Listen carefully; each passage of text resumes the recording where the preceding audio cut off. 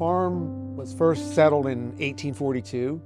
The first family members gained ownership in 1862. This barn is 1882. Some of these beams are notched, and they were from an original log barn that sat here before they built this barn. My grandparents bought it from her grandfather in 1924. I followed my dad around whenever I was younger. I'd sit and ride with him on the tractor. Every night after school, I'd have to come over and feed the calves and help get the work started and bring the cows in. And very early on, I never gave it really any other thought of what else I would do. I was the kid that came home every weekend. I never stayed at college for a weekend. I always came home and helped.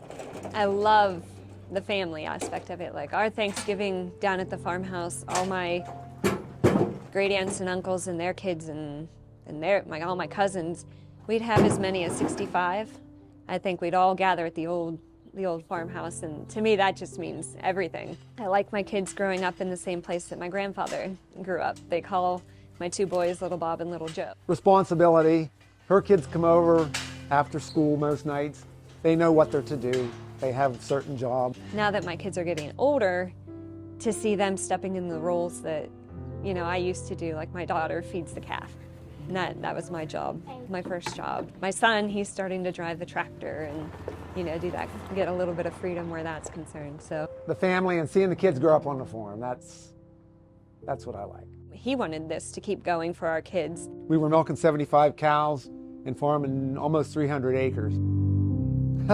I suppose we should have had a little bit more of a succession plan in place. I mean, I was only 64, and I was planning on working another 10 years. I got hurt.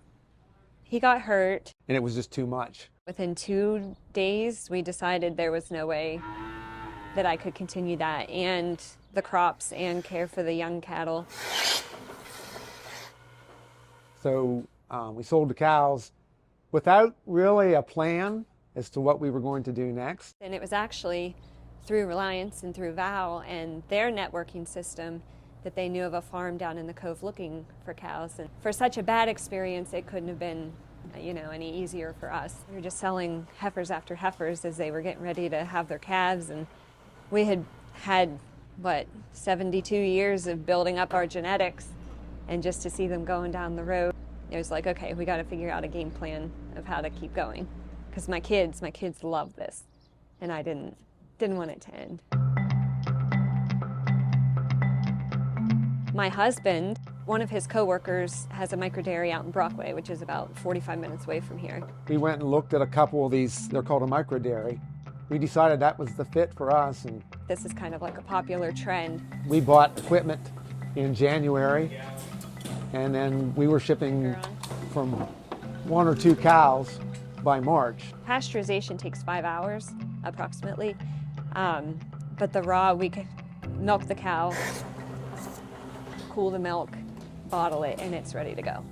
So it's a big step out of the way. With us selling raw milk, there's always been like a stigma. People didn't want to use that because they were afraid of getting sick from it. When my grandfather sold in town, everything was raw. You know, they didn't pasteurize. They cooled the milk in the spring house. That's it. You know, they didn't even have refrigeration. We started selling here at the farm first, and then we're fortunate that family members own a grocery store in Curwensville. We've had so many people contact us wanting to sell our milk. Since we've started the creamery, now my oldest son is known as the milkman. He doesn't drink milk, but he would take it for his baseball team. It's not just local people traveling a distance to get raw milk because it's not available in their area. There's been a big shift to going back to locally made products. People like to know where their food comes from. They like to see where it comes from. They like to know that it's produced safely.